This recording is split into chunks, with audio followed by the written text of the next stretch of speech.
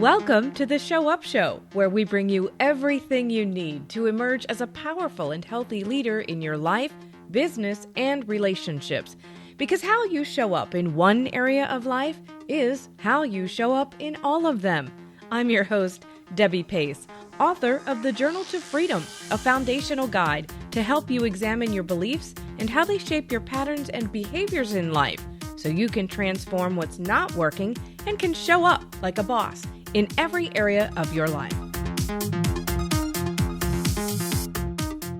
On today's Show Up Show, I am so privileged to interview Elektra Yao. She is a law firm owner, just an all-around wonderful person, high profile. She's pretty balls to the wall as far as how she shows up in life, but she's also this beautiful spirit and really is a high-performing lawyer for her clients. She works with clients in the entertainment industry and has some really awesome stories to tell you guys today.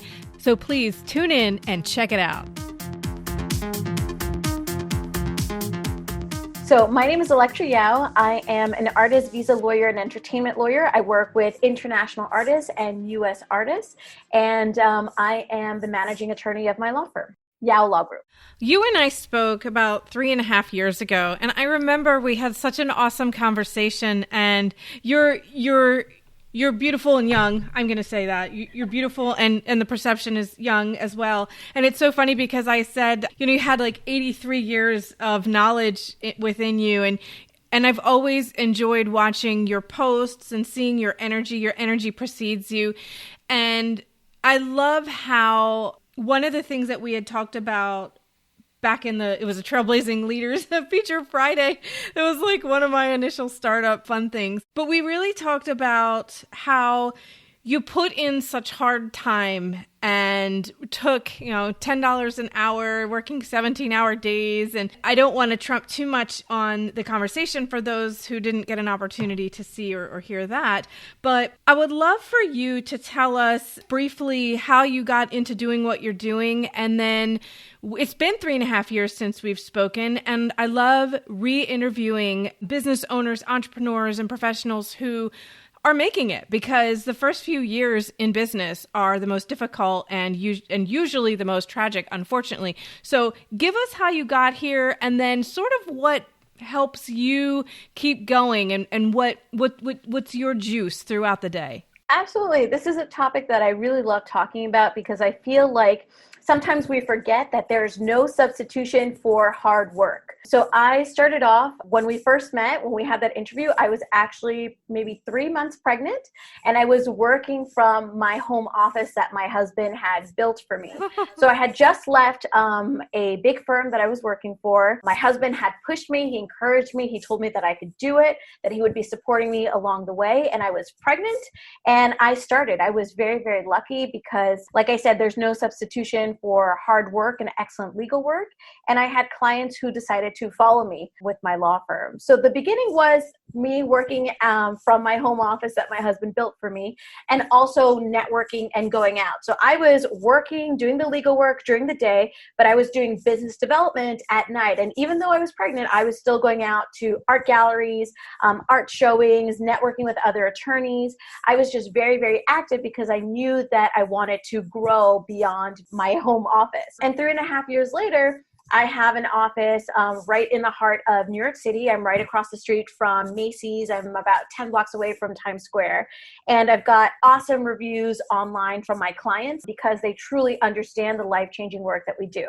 I have staff that works in the office, staff that works offsite the office. So we've grown considerably in these 3.5 years. But a lot of the growth is due to, number one, excellent legal services, of course, that we provide, and my insatiable hunger to learn as much as possible about business development, marketing, and experimenting. I experiment every day to see what works with my business and what doesn't, what responds to clients and what doesn't.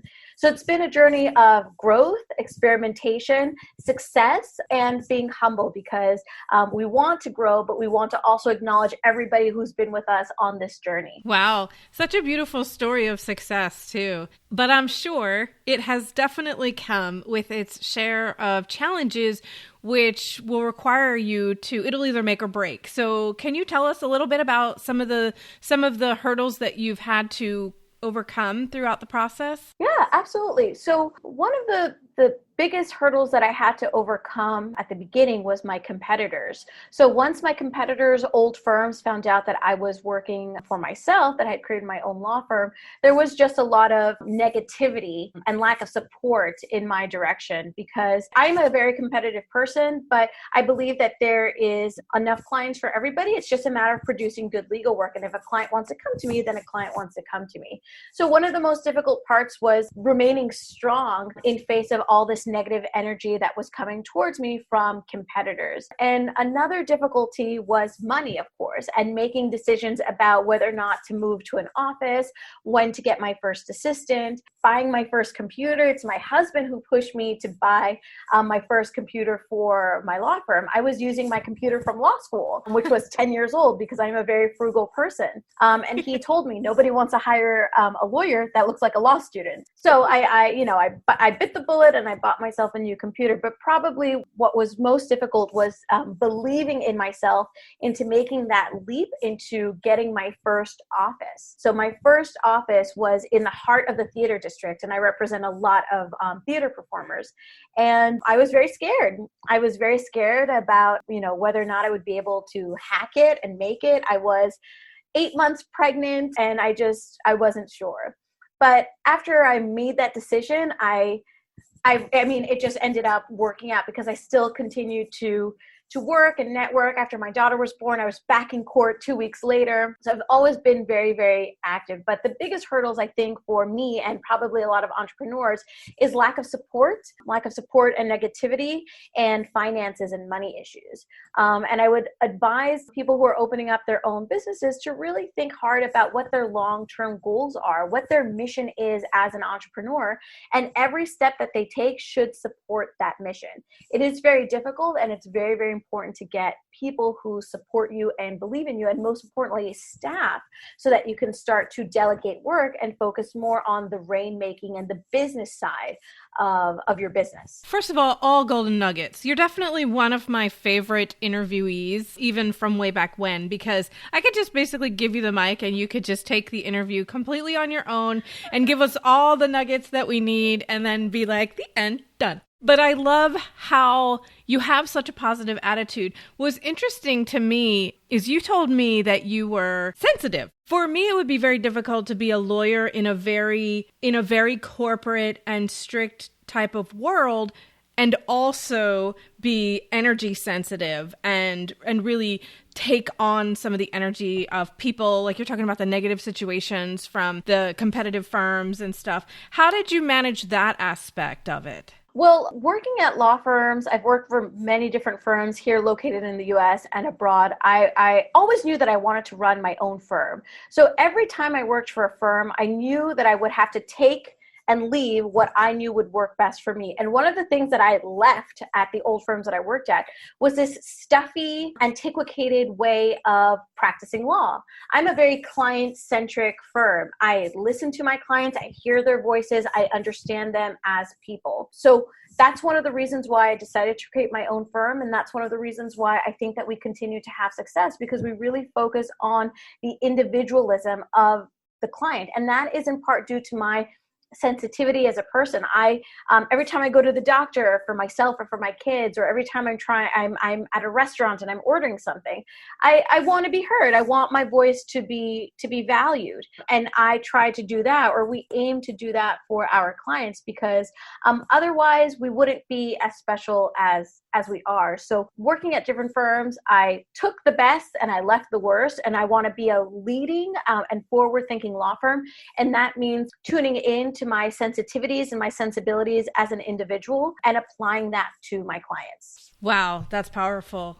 The other part too is you have such a cool niche that you work in. I mean, you go to art shows, you represent artists. Is there anyone that, like, one of your favorites, or like a really cool client that we don't, obviously not names, but just like a cool client that maybe you also learned something from in the whole experience? Yeah, so you're right. I'm very niche. I work almost exclusively with artists and creative professionals, and that means anything from I have a cool client that's a violin restorer to I represented the highest paid male model in the world to performers, singers, actors, dancers, etc. There's always one client that I speak about in particular in the office because her work to me is just mind-blowing. This person is a Japanese international artist and her work is mixed media. So it's very textured, different canvases, different types of materials that she uses to tell her stories. And one really cool thing about her that I heard from another client, because I always like to create synergy between my clients. I introduced this client that I'm talking about, the very interesting mixed media artist, to a photographer.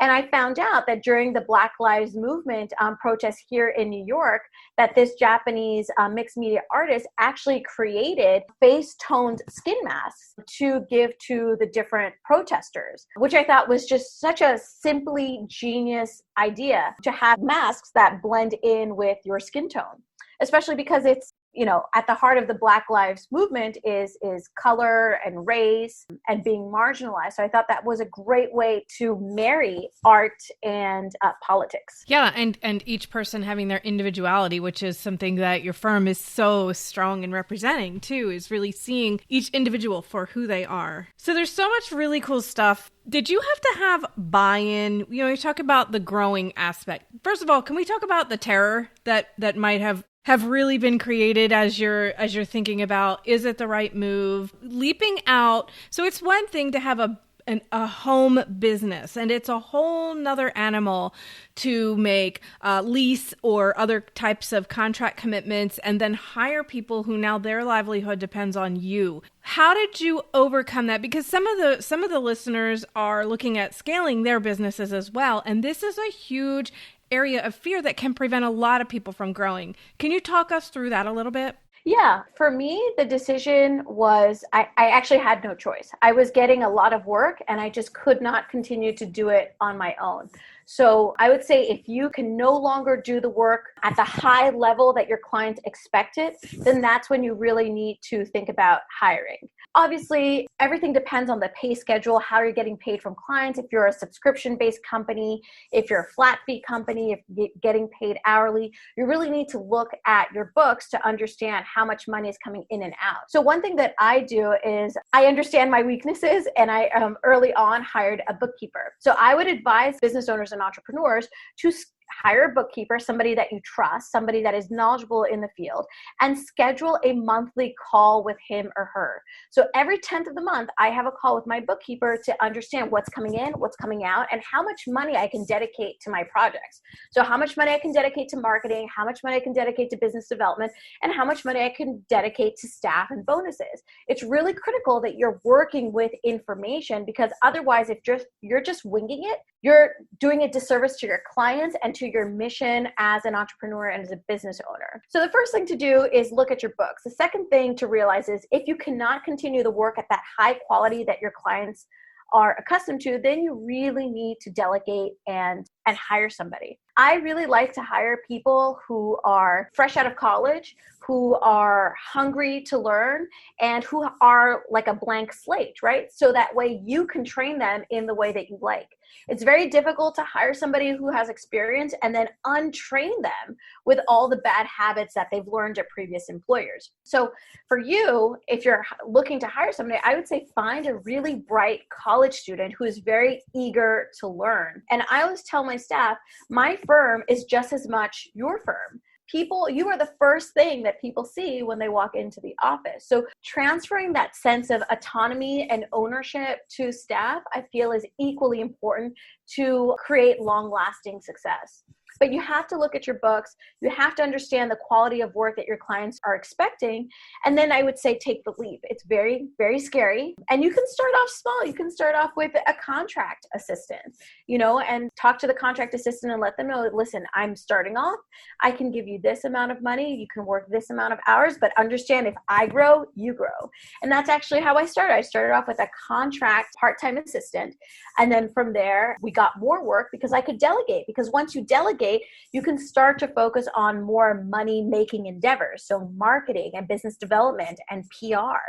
But if you're doing all the work yourself, if you're a one-woman show, it becomes difficult to be successful at all aspects of business.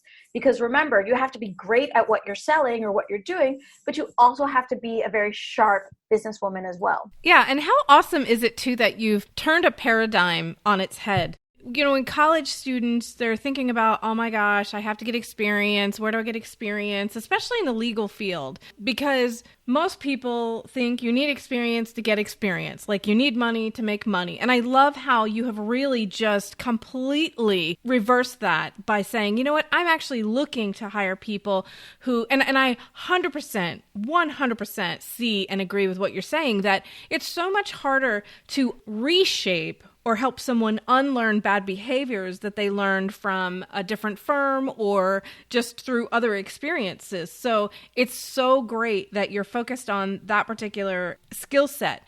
Now let's talk a little bit about energies, because I'm a huge energy proponent. And there is a difference when someone comes into you for an interview and they're successful and high energy versus someone who maybe has the skill set but maybe lacks the confidence. How do you personally decipher who is the good fit for you? When I'm hiring, I don't look at experience. I don't look at CVs at all. I look to see if you're following the directions in the job announcement. And then when you come in, that's the actual assessment. So I'm looking to see how you dress, right? Do you understand our company culture? Did you do research on my firm and who we are? I look to see how you answer questions. I ask very simple questions like, what's your favorite book and what triggers your creativity? Because what we do is extremely, extremely creative, and reading has been crucial to my success as a person and as a professional. So I look to see how people answer questions. Do you answer a yes or no question and then justify it? Or are you just answering yes and no? Are you curious about the arts? I don't care if someone has the skill set, because if they don't have the right culture to fit in with our firm, it's not going to be a great fit.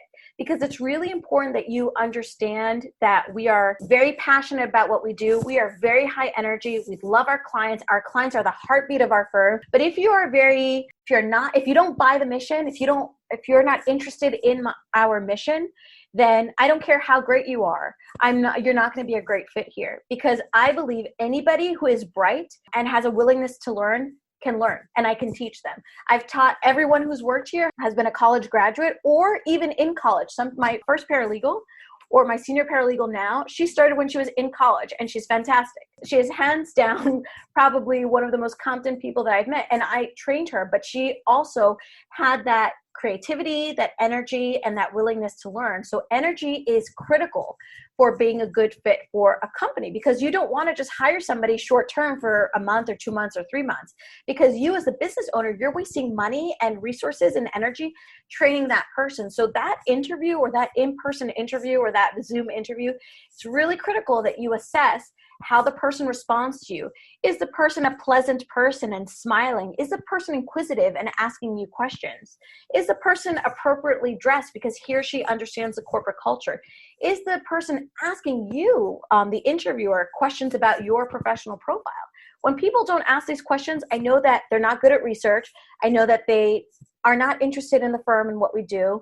And ultimately, if you don't have those aspects, you probably won't be a good fit here. Right. And how awesome that you have nailed that down so well for yourself too, so early on, so that you haven't had to waste any of the energy. There's something that I really wanted to make sure we touched on during the interview. So obviously COVID happened, and a lot of businesses had to shut down, just even in the physical sense. So obviously that impacts your face-to-face, but technology is helpful, very helpful. Can you talk a little bit about how you've had to pivot or shift some things around, and sort of like a survival guide for other people? Absolutely. So COVID actually hit us really hard. We actually lost a lot of money in March and in April. And it was especially difficult not being in the office, number one, and being home with the 2 kids. I have a toddler, she's 3, and a baby, he's 1. So I was at home trying to navigate staff who was working from home and working on my caseload, and also getting new clients, right? Wow. Because that's what my primary role is as a business owner, to get clients to bring in money into the company. So when we lost all that money and my plans of opening a second office in Miami kind of were tanked and put on hold, I realized very quickly I needed to open up a new channel for getting clients. So before COVID, we only got clients through referrals and word of mouth. So we did a great job on the case. Client would refer us to his or her friends. And that's how we worked primarily for 3 years. Once COVID happened, I realized that I needed to be more creative about about our firm and about getting our voice out there. So I looked to see what my competitors were doing. So I would say step one, research and see what your competitors are doing, because wherever they're deficient, you can bang off of, right? So I did my research and I saw that all of my competitors were not online at all. Yeah, one of my first mentors told me, you do not have to reinvent the wheel. It's true. It's not that I had to come up with a big marketing plan or big business plan. No, it was very simple. I spent maybe 20 minutes Googling the competing law firms and seeing whether or not they had a Facebook page, an online presence, anything. They had zero. So I'm like, great, there is work for me to do. And then step number 2, I realized that they were not on social media, and I made my focus Facebook. So I started to seek out resources, free resources, to understand how to utilize Facebook, because I had never utilized Facebook before, not for professional. I don't post pictures of my kids online or anything like that. So I looked to see legal marketers and see what they were doing and what they were advising. I quickly realized during my research that not every shoe fits every person. You really have to cater your business to your strategy. I wish I could say, listen, I'm going to adopt this strategy and it's going to work, but no, it's not the case. You really have to understand your business and your mission and understand your ideal client. So the first part is research your competitors, research resources, and understand who your ideal client is or the types of clients that you want to attract. Third thing that I did was, for me, it was a no-brainer. Everyone was at home, so I started to do videos. And if you look at my first videos, they're pretty horrible, but it's okay, because marketing is about experimenting. Marketing is about putting yourself out there and not being afraid. So for people who are watching who are a little bit afraid, this is what I would say. I always think of my kids. My kids are super, super brave. My son started walking at 9.5 months. He is a rock climber. My daughter is super friendly and walks up to everybody. I think of the bravery and their willingness to put themselves out there and everything that I want to give them as a mom. So with that in mind, I said, you know what? I can do this. If my kids can do it and they're itty bitty, I can do it as a business owner. I change lives every single day. A short video is not going to make a dent in my reputation. And my first video sucked. I'm going to be honest. They're not very good. There wasn't a lot of direction. The lighting was bad. I was using my iPhone, but it's okay. Making those mistakes and failing faster brought me quicker to delivering, more high quality videos. I quickly understood, getting feedback from other people, that I needed to buy a camera, that I needed to buy lights, that I needed to research a software for streaming, which is StreamYard. By failing faster, I acquired information quicker. So now I'm not afraid to make mistakes. In fact, I want to make mistakes because they help me learn. They help me perfect my online presence, which no one else is doing. So I started doing videos, and you have to be really consistent about it. So I forced myself. I created a summer series where every day in the month of August, I went live 3 times a day. Wow, that's a big series. Yeah, I went live every single day, and you'll see the progression, like it got better and better. And you'll see that you're going to get a lot of haters. You'll see that you're going to get a lot of people who want to steal from you, who dislike you, who will try to steal clients from you. All of that has happened in a month of doing Facebook Lives. I had a competing law firm call my office, try to infiltrate my Facebook group. I had an arts organization pass off one of my clients as their clients. But you know what? It's important to stick to your mission and to put yourself out there and experiment. So my advice to anybody who is interested in opening up another channel of communication with their clients or potential clients is research your competitors, research different resources, and start shooting videos. The more you do it, the more you get comfortable, the more you're going to have a vision for yourself.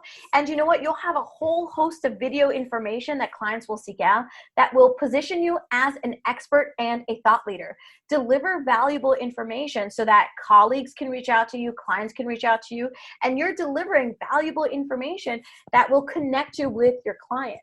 So if anyone is interested in these resources, I'd be happy to share them with you, Debbie, via email, and you can share them with anyone who's interested. Yeah. And it's funny, you're preaching to the choir, because there was a time in my online business where I taught people how to show up and taught the technology. And, and I really think that it all does go back to that inner game, because if you're worried about showing up, then you're going to have fear, and you're going to just, all the stories, you're going to stop yourself. And I think the most important thing is just to hit that button, like you said. And, we all started somewhere. We all started with our videos sucked. I mean, let's be honest. We all had to learn about lighting and the microphones and headsets and, all the things that we really needed to know. And it's evolving. So it's not an end game. The technology, what is good now, might not work in a year from now, or it might not even be around based on how consistently technology companies evolve and stuff. So I think that if we can just remove the technology aspect as a barrier and look at the true barrier would be you.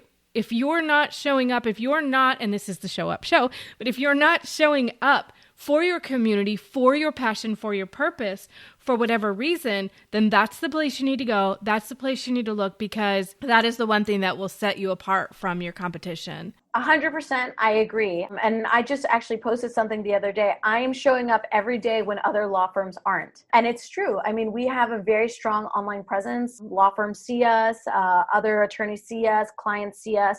So it's been a great way to continue the conversation with clients and potential clients by showing up every single day. And by being accountable. And I think a great way to do it, and one way that I'm doing it, is I've created different groups. So I have a legal marketing group that I've created. I have a legal marketing accountability mastermind group that I've created. And it's just an opportunity for me to check in with colleagues and make myself available, make myself present, force myself to do what I say and that I'm going to do, because we all hold ourselves accountable. So community is also a really important aspect of this, because, you need people to encourage you, to tell you, listen, you can do this, just do it. Sometimes I know it's very discouraging to do a Facebook Live and nobody's watching. I go and watch my friends. I comment. You've got to reach out to your groups of people. And you know what? Maybe it might just be your mom watching. Maybe it's your mom watching or your husband watching the first few videos. And maybe it might be the first 100 videos, but you've got to keep at it. Success is not overnight. There is no substitute for hard work. I'm going to say it every single day. You've got to put in the work. Well, here's the other part to that too, because the algorithms, some people aren't seeing, I'm getting comments on posts that are 6 days old. So Facebook may not necessarily, or Instagram or wherever the person is going live, might not instantly show the community. It has to learn. It has to learn who wants to see you. It has to learn who is watching you, who is connecting with you, and who you're connecting with. And so the whole point is, put your stuff out there. If you're sharing from your soul, you're sharing your purpose, the right people at the right time will find it. And if you can, and I, in my own journey, I have certainly gotten sidetracked and discouraged and paused, hit the brakes sometimes, told myself it wasn't working, but it was all an inner game. And when I really came back to the table knowing, like really having done that inner work of, no, this is solid. I know this helps people just like you, you're helping people. When you have that foundation, it's so much easier to move through those videos where you're the only one watching and you're talking to a picture of, Aunt Betty up here on the screen and just pretending there's someone listening so that you can have a human in mind to talk to. But knowing that if you truly, truly are walking in your purpose, the right people are there. Just trust. Yeah, I believe in that, but I also believe in understanding the little Facebook hacks, right? So for example, let's say you're going to do a Facebook post. The algorithm prefers for the content to come from Facebook. So if you're going to tag, for example, an article, or if you're going to put an article in your post, it's better to put it in the comment section and not in the actual post, because Facebook algorithm doesn't favor that. Facebook posts are more on top of people's feed the more comments you get. So it's really important to reach out to people and say, hey, please comment, or please because the more comments you get, obviously, the more you'll do it. It's like what you said, it's about consistency. The algorithm needs to learn who you are, needs to learn when you're posting so that it can put itself in other people's feeds. So I truly believe in, the right people will see you at the right time, because that always happens. Because I've gotten clients from people from videos that have had like maybe 20 views. So it's really important to just be consistent. Yeah. And also what you said, the community is so important too. So especially in the work that you're doing, right? Because we're talking about not just live streams, but we're talking about all of the posts. And that's why it's so good to have a community of supporters. If you're doing challenges of showing up and, everybody's doing this for 30 days, whatever, you can all support each other. And that really does help you grow quicker. I love how you say fail faster, because I know that you've been using that term for years. You used it in our last interview. And I really think that that's something that sets you apart from other people. So many people avoid failure. You're just looking to do it faster. It's kind of like, let's just run through the fire instead of walk and fall and get burned everywhere. Let's just run through it. We know we're going to have to go through it. We'll do it, and we'll sort of minimize our losses as we're going through. Exactly. I just tell myself, you know what, Elektra, just get it over with, because just do it and get it over with. Because the more I delay failing, the longer the road to success is going to be. So I want to just do it now. I want to get on Facebook Live and I want to make a mistake. That way I can rewatch my video. I could say, oh, okay, Elektra, like that's where I screwed up, or that's where I can improve. Or, maybe I need to put more hashtags, or maybe I need to like shift my content. And that's the only reason why I continue to, I think, have moderate success on Facebook, because I'm constantly tweaking and thinking about creative ways to be able to create my posts and to create my videos. And I think that it's working, because now I have like tons of attorneys come out to me and ask me, can you help me write my post? Or what should I include in this post? Or what are your thoughts? What are your ideas? Because they see my posts get so much traction from both attorneys and also clients, existing clients, and people who are potential clients who would be interested in our services. So I think the key is to experiment with the results that are going to happen. I think, like you said, once you get over the technology aspect, it's really about you. It's really about how do you feel about yourself. And I would tell people, listen, it's okay to not like your voice. It's okay to not like the way you look. It's okay to not like, your background. All of these things are okay and normal. I feel them. You feel them. Everybody feels them. But that should not be the hurdle, or that should not be your excuse, or that should not be your alibi to getting on Facebook Live. And if you need to have, somebody else in the room to give you that energy to pump you up, like people who know me, they know that I always say, I need to pump myself up. I need to pump myself up, because pumping myself up, talking to other people, listening to music, brainstorming with colleagues is what helps me do my live. So I would just say, to anybody who's afraid of doing the lives, I'll do a live with you. I will help you. I will do a StreamYard live with you so that you feel more comfortable, because it's really not that difficult. And once you start doing it, I guarantee you're going to love it. I actually want to have a talk show because I love talking to people. And lots of colleagues have said the same thing. So just do it. As our friend Nike says, just do it. You have great energy anyway. I mean, I would imagine that that's probably a natural evolution for you. You're not someone who's likely comfortable just sitting in an office. I mean, your business model's going out, seeing art, experiencing art. It's about connect, experience. About relationships, yes. Really live fully. So, yeah. So that's awesome. Okay, so now we're going to just kind of move on to the piece where people they love your energy. Now, how do they reach out to you? How do they connect with you? What do you have going on for the general public or whomever? How do we find more of you? So everybody, you can email me at Elektra, ELEKTRA @yaolawgroup.com. You can find me on Facebook. It's just my name, Elektra Yao, or through our law firm, yaolawgroup.com. Once I'm done with Facebook, I'm going to move on to Instagram, and that's going to be the new thing that I'm going to conquer, because I feel like every different platform is the same and you cannot have the same content on each platform.